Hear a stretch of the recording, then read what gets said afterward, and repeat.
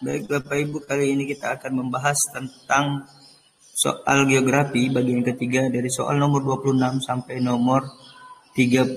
Ini merupakan bagian ketiga Bapak Ibu, silahkan untuk bagian ke-1 dan kedua cek di video-video yang lain tentang geografi pembahasan TO UKP PPG Geografi bagian 1 dan bagian 2. Atau bisa juga cek di deskripsi video ini.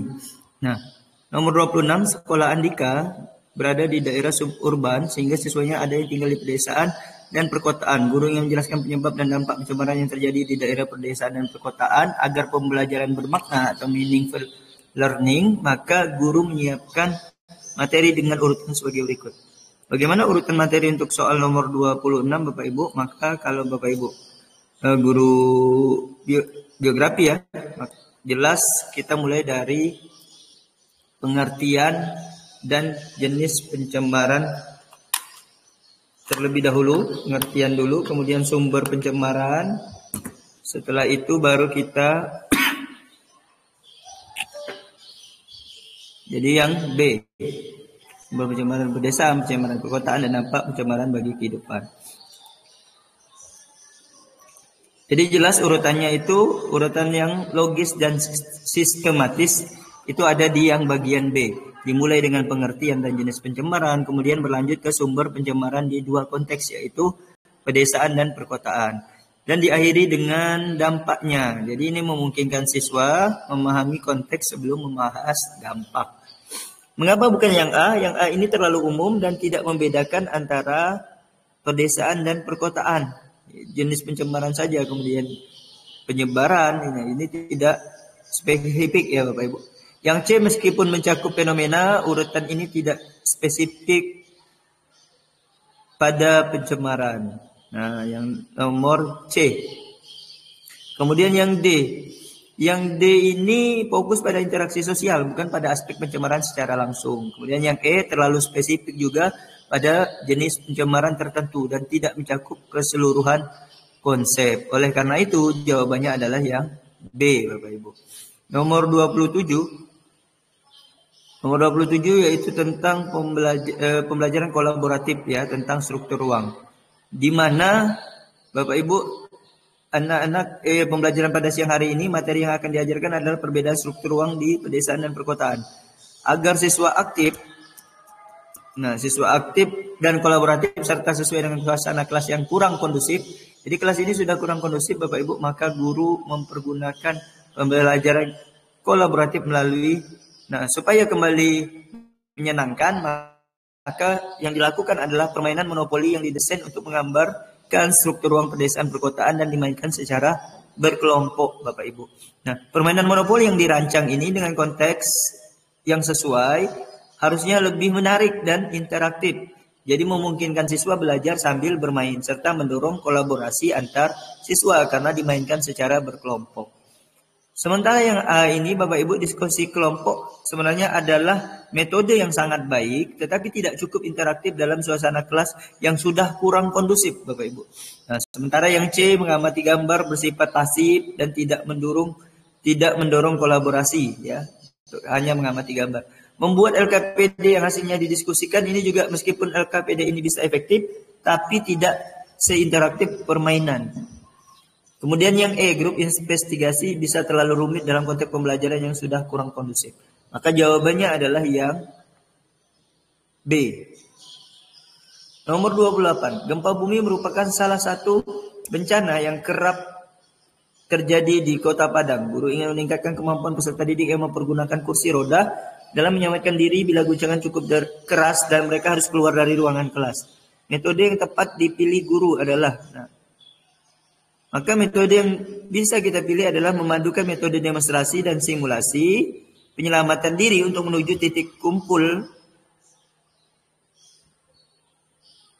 melalui jalur aman bagi disabilitas. Mengapa ini yang kita pilih Bapak Ibu? Karena metode inilah yang menggabungkan teori yaitu demonstrasi dan praktik yaitu simulasi. Yang sangat efektif untuk mempersiapkan siswa disabilitas dalam situasi darurat seperti gempa bumi. Nah, kenapa bukan yang A juga? Praktik di luar kelas. Sebenarnya praktik di luar kelas itu penting Aktif luar kelas ini penting sebenarnya, boleh juga. Namun tidak fokus pada situasi darurat khusus. Jadi tidak juga situasi darurat khusus Bapak Ibu. Kemudian yang B, latihan pemahaman gejala. Yang B, latihan pemahaman gejala tidak cukup membantu dalam situasi evakuasi Bapak Ibu. Kemudian yang C, simulasi saja. Cuma menggunakan simulasi saja, ini juga tidak cukup untuk tanpa demonstrasi sebelumnya. Jadi didemonstrasikan dulu baru simulasi.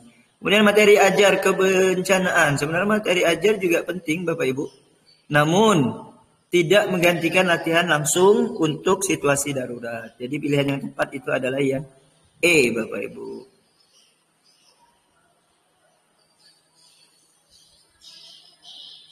Kemudian nomor 29. Nah ini benar salah ya. Guru ingin mengajarkan anak berkebutuhan khusus gangguan mental agar dapat mandiri dalam mengakses fasilitas yang ada di sekolah. Untuk itu guru menyiapkan denah sekolah agar siswa dapat membaca denah tersebut dengan mudah. Adapun sistematika yang benar untuk pembuatan denah adalah, nah kalau Bapak Ibu membuat denah di sekolah, maka sistematikanya yang benar seperti apa? Apakah judul denah susunan ruang di sekolah, arah mata angin, dan legenda yang membuat simbol fasilitas sekolah? Salah. Melakukan pengukuran fasilitas yang ada di sekolah, membuat skalanya. Oke. Ini benar. Kemudian ini membuat buku saku dengan profil salah. Membuat poster sekolah yang ditempel di dinding juga salah. Membuat peta dinding yang dilengkapi dengan judul, skala peta, posisi dan jenis fasilitas dengan simbol gambar, legenda, dan arah mata angin. Benar. Jadi jawabannya adalah salah, benar, salah, benar. Nah, untuk yang salah, benar ini Bapak Ibu, nomor 29 ya. Judul denah, ruangan dan mata angin, legenda ini sebenarnya termasuk elemen penting dalam suatu denah ya. Jadi yang penting itu adalah mengukur fasilitas sekolah. Jadi membuat denahnya sesuai dengan skalanya. Skala denah, kemudian menentukan simbol fasilitas sekolah, dan pada akhirnya membuat legenda dari denah tersebut. Kemudian membuat peta dinding juga yang dilengkapi dengan judul, skala peta. Jadi peta dinding yang dilengkapi dengan semua elemen ini akan memudahkan siswa dalam memahami denah. Pengukuran skala, simbol, dan legenda adalah langkah logis yang dalam membuat denah yang informatif. Sementara yang C itu membuat buku saku tentang profil sekolah tidak langsung berkaitan dengan pembuatan denah, juga poster di dinding, tidak memberikan informasi detail dan tidak cukup interaktif. Maka jawabannya salah, benar, salah, benar. Nomor 30. Pengalokasian ruang dalam kota. Pengalokasian ruang dalam kota sangat tergantung pada luasan wilayah, sumber daya, dan kondisi sosial ekonomi penduduknya. Guru menjelaskan materi tersebut dengan mempergunakan gambar yang menampilkan teori konsentris, sektor, dan inti jamak, di mana daerah kumuh selalu dekat dengan Central Business District. Siswa dianggap sudah menguasai materi bila dapat menjawab permasalahan tersebut dengan benar, yaitu, nah, bagaimana Bapak Ibu untuk menjawab soal nomor 30? Maka siswa dianggap sudah menguasai jika dapat menjawab permasalahan tentang lapangan pekerjaan yang sifatnya informal. Mengapa yang A Bapak Ibu? Karena daerah kumuh seringkali memiliki lapangan kerja informal karena kurangnya akses ke pekerjaan formal yang sesuai dengan penjelasan tentang pengalokasian ruang. Nah, di sini juga sudah dijelaskan daerah kumuh ya. Lebih banyak sifat pekerjaan yang informal. Kenapa bukan yang B? Open space di pusat kota tidak relevan dengan konteks kumuh. Ya, open space ini tidak relevan dengan konteks kumuh. Sementara yang C, harga lahan di CBD cenderung tinggi, bukan terjangkau. Di daerah CBD itu malah sebenarnya harga lahan itu tinggi Bapak Ibu. Bukan terjangkau harusnya. Sektor perdagangan sebagai sumber nafkah. Sektor perdagangan memang ada tetapi tidak mengatasi isu kumuh secara langsung. Nah, tidak mengatasi isu kumuh secara langsung. Pemukiman di perkotaan sangat padat. Pemukiman padat di perkotaan memang sebuah fakta, tetapi tidak menjelaskan tentang pengalokasian ruang. Jadi untuk pengalokasian ruang adalah lapangan pekerjaan yang sifatnya informal. Maka itu jawabannya adalah yang A. 31, salah satu target pembangunan adalah menciptakan kota dan masyarakat yang berkelanjutan. Untuk mengukur pemahaman siswa tentang perkotaan berkelanjutan, guru mengharuskan siswa untuk mengukur pemahaman siswa tentang perkotaan berkelanjutan. Siswa diharuskan untuk tentunya menjelaskan indikator kota yang berkelanjutan secara tepat, Bapak Ibu. Nah, jadi jawabannya yang E. Mengapa yang E? Menjelaskan indikator kota yang berkelanjutan menunjukkan bahwa pemahaman yang dimiliki siswa itu sudah mendalam dan spesifik. Jadi indikator ini mencakup berbagai aspek dari berkelanjutan seperti lingkungan, sosial, dan ekonomi yang merupakan inti dari konsep perkotaan berkelanjutan. Nah, sedangkan yang A ini mengidentifikasi ciri-ciri perkotaan dan kota ini lebih bersifat deskriptif dan tidak spesifik atau tidak terlalu mendalam. Yang B menjelaskan pengertian berkelanjutan. Nah, sebenarnya ini juga penting.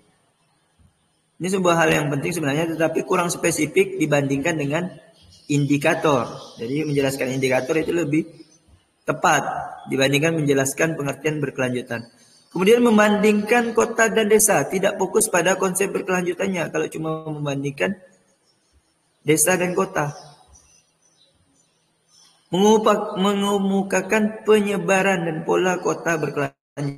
Sementara yang D ini mengemukakan penyebaran dan pola kota berkelanjutan juga relevan, tetapi tidak sekompleks dengan seperti indikator. Nah, maka jawabannya adalah yang E, Bapak Ibu. Singapura merupakan salah satu kota yang paling sustainable di dunia. Hal ini dapat dilihat dari indikator di bawah ini, kecuali.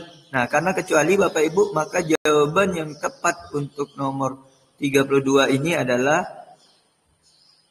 E. Menyediakan perumahan yang sesuai dengan daya dukung wilayah dan ekonomi penduduk. Jadi mengapa tentang soal indikator kota sustainable Singapura ini? Meskipun menyediakan perumahan itu penting, pernyataan ini tidak secara langsung mengindikasikan keberlanjutan kota dalam konteks yang lebih luas seperti manajemen ruang atau kebijakan publik yang berkelanjutan. Mengapa bukan yang A? Sistem transportasi memperhatikan penyandang cacat. Nah, berarti ini menunjukkan inklusivitas. Ini sudah oke. Sistem transportasi jelas ini ya, memberikan perhatian khusus, ini jelas merupakan jawaban yang tepat. Penyediaan ruang publik yang aman bagi perempuan menunjukkan perhatian juga terhadap keselamatan sosial. Perencanaan pembangunan kota yang integrasi dengan pinggiran kota. Nah, ini juga merupakan salah satu ciri-ciri, karena yang diminta bukan, maka perencanaan terintegrasi dengan pinggiran kota adalah ciri penting dari kota berkelanjutan. Mengurangi kematian akibat bencana, menunjukkan ketahanan yang merupakan aspek penting dari keberlanjutan. Jadi yang bukan itu adalah yang E, Bapak Ibu. 33. Persiapan pembelajaran tentang perbedaan industri di Cilegon, di mana guru ingin siswanya aktif dan dapat mengembangkan pemahaman siswa tentang perbedaan industri hulu, tengah, dan hilir di kawasan industri Cilegon. Guru mendesain pembelajaran agar siswa dapat aktif bekerja secara kelompok. Persiapan yang paling tepat yang harus dipersiapkan guru adalah, maka persiapannya adalah membuat flowchart tentang batang tubuh industri, Bapak Ibu. Flowchart ini dapat membantu siswa memahami hubungan antara industri hulu, tengah, dan hilir dengan cara visual dan terstruktur. Jadi memfasilitasi pemahaman yang lebih baik. Ya, jadi seperti itu. Makanya digunakanlah flowchart. Kenapa bukan A? Pengelompokan jenis industri yang ada di Cilegon. Pengelompokan jenis industri saja itu tidak cukup untuk memahami relasi antara berbagai jenis industri. Masih belum cukup, Bapak Ibu. Kalau membuat peta penyebaran industri, membuat peta ini juga sebenarnya membantu, tetapi tidak fokus pada hubungan antara jenis industri. Kemudian materi ajar yang bersifat set instruction. Nah, jadi instruksi ya. Materi ajar yang bersifat ini juga baik, tetapi tidak seefektif flowchart dalam menggambarkan hubungan. Media animasi juga sebenarnya oke saja Bapak Ibu, tetapi tidak semua siswa dapat dengan mudah memahami konsep yang kompleks secara visual. Nah, jadi lebih tepatnya menggunakan flowchart saja Bapak Ibu. Jadi jawabannya yang C. Yang nomor 34 soal WPPI. Jadi pembangunan industri dapat memacu pertumbuhan wilayah. Karena itu didesainlah wilayah pusat pertumbuhan industri atau WPPI. Bagaimana membuat media peta, bagaimana kita untuk menjawab soal nomor ini adalah membuat media peta pengelompokan industri di berbagai negara. Karena diminta ini adalah untuk memberikan pemahaman tentang WPPI di berbagai wilayah, baik di negara Indonesia maupun negara lainnya, maka persiapan yang harus dilakukan guru adalah membuat media pengelompokan dulu. Nah, jadi peta pengelompokan industri yang dibuat di bagian C ini memberikan visualisasi yang jelas tentang WPPI itu sendiri. Jadi membantu siswa memahami distribusi dan karakteristik industri di berbagai wilayah secara lebih efektif. Kalau yang A itu Bapak Ibu, LKPD yang mengulas aglomerasi dalam WPPI. Nah, bagaimana dengan LKPD? LKPD yang mengulas aglomerasi bisa menjadi alat evaluasi, tetapi tidak secara langsung membantu pemahaman awal. Nah, karena di sini persiapan pemahaman. Sini ya, untuk memberikan pemahaman tentang WPPI di berbagai wilayah. Maka persiapan yang harus dilakukan guru. Sementara mengembangkan materi ajar yang mudah dipahami. Yang B, materi ajar yang mudah dipahami juga penting tetapi tidak menggantikan visualisasinya sendiri. Lakukan asesmen awal untuk mengetahui entry behavior. Nah, ini untuk mengetahui kemampuan awal siswa ya. Bapak Ibu, artinya asesmen awal tidak memberikan informasi konkret tentang WPPI. Menemukan teknik pembelajaran yang adaptable dengan situasi kelas. Nah, ini juga sebenarnya teknik itu penting, tetapi tidak fokus pada pembelajaran dengan spesifik WPPI, Bapak Ibu. Sehingga jawaban yang paling tepat itu adalah yang C. Nomor 35, yang soal terakhir ini centang, berarti bisa lebih dari 2, Bapak Ibu. Maka bisa kita lihat pilihan yang ada pada soal. Nomor 35 ini adalah literasi ruang dalam era digital. Jadi faktor dalam membaca peta digital. Karena menggambarkan kemampuan membaca peta secara digital sangat diperlukan agar setiap siswa dapat beradaptasi di berbagai wilayah di permukaan bumi. Faktor yang harus diperhatikan dalam membaca peta digital di suatu wilayah adalah pemahaman orientasi ruang. Nah, ini sangat penting. Pemahaman interaksi ruang, Bapak Ibu. Mengapa A? Karena pemahaman orientasi ruang penting untuk memahami posisi dan arah di mana peta digital tersebut. Jadi peta digital ya orientasi ruang ini dulu yang menjadi sesuatu hal yang penting. Kemudian yang B, pengenalan pola spasial. Pengenalan pola spasial juga penting sebenarnya, tetapi tidak sekrusial orientasi dan fitur spasial. Jadi belum menjadi hal yang penting. Yang penting itu sebenarnya fitur spasial, orientasi ruang dan fitur spasial. Nah, ini yang paling penting. Fitur spasial ini menggambarkan seperti penggunaan lahan, kepadatan, bangunan atau morfologi. Ini adalah informasi kunci yang perlu dipahami dalam konteks peta digital. Sementara informasi legenda peta ini penting juga sebenarnya, tetapi lebih sebagai pendukung daripada faktor utama. Kemudian yang E, pengenalan komponen peta. Pengenalan komponen peta ini juga relevan tetapi tidak mencakup aspek yang lebih kritis dalam konteks digital. Jadi yang paling penting itu adalah pemahaman orientasi ruangnya sendiri beserta fitur spasial yang harus dipahami oleh siswa-siswa.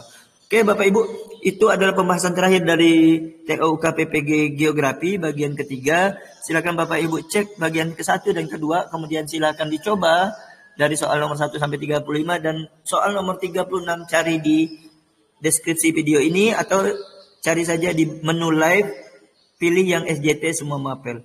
Semoga bermanfaat Bapak Ibu, semoga sukses. Assalamualaikum warahmatullahi wabarakatuh.